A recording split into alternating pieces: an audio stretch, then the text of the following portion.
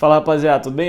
Ontem eu postei lá nos stories um caso clínico e eu perguntei o que vocês acham que era. Mais de 70% das pessoas votaram em AVC. É claro que eu posto na maioria das vezes às quintas-feiras, por causa do nosso TBT, o Thrombectomy Thursday, um caso de AVC. Mas ontem não foi isso. Para eu te dar uma dica, que eu chamo de dica de ouro do atendimento do paciente com AVC. Primeira coisa, se você olhar essa imagem, ela parece muito realmente que tem uma oclusão do topo da artéria carótida interna.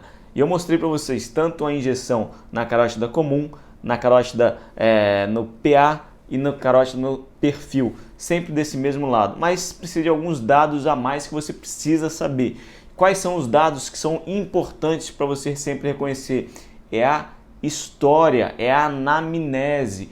Obrigatoriamente, antes de você fazer qualquer tipo de diagnóstico, foi o que eu abri a caixinha de perguntas para você fazer. Qual é a história desse paciente? Ou você perguntaria qual foi o ictus desse paciente? Será que isso é realmente um AVC ou não? Se você me perguntasse isso, qual é a história desse paciente, eu iria falar o quê? Gente, isso aí é um exame complementar, não de um AVC isquêmico, mas um exame complementar de morte por critérios neurológicos. Então a angiografia, que ela é às vezes utilizada como exame complementar, nesse caso foi para o diagnóstico de morte encefálica ou a morte por critérios neurológicos. Lá no meu canal do YouTube tem um vídeo que eu falo só sobre isso, morte cerebral, morte encefálica ou a morte por critérios neurológicos. Então, é uma pegadinha, Igor, que você fez?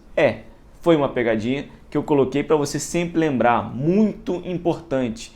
Lembre-se sempre de coletar a história. Então aquilo ali é uma angiografia. Eu vou mostrar agora a sequência tanto da carótida contralateral e do sistema vértebro-basilar, que não há enchimento do sistema intracraniano. Isso é um exame de angiografia para o diagnóstico de morte encefálica, tá certo? Então lembre sempre, diagnóstico, você vai sempre começar com a história, com a anamnese. Então não veja só a imagem, pergunte qual é a história desse paciente, para a gente pensar nos diagnósticos diferenciais e quais são as possibilidades. Então você viu que a imagem, a angiografia, ela é muito semelhante com a oclusão do topo da carótida do AVC, mas não é. Sempre pergunte da história, tá certo? Um grande abraço aí, fiquem com Deus.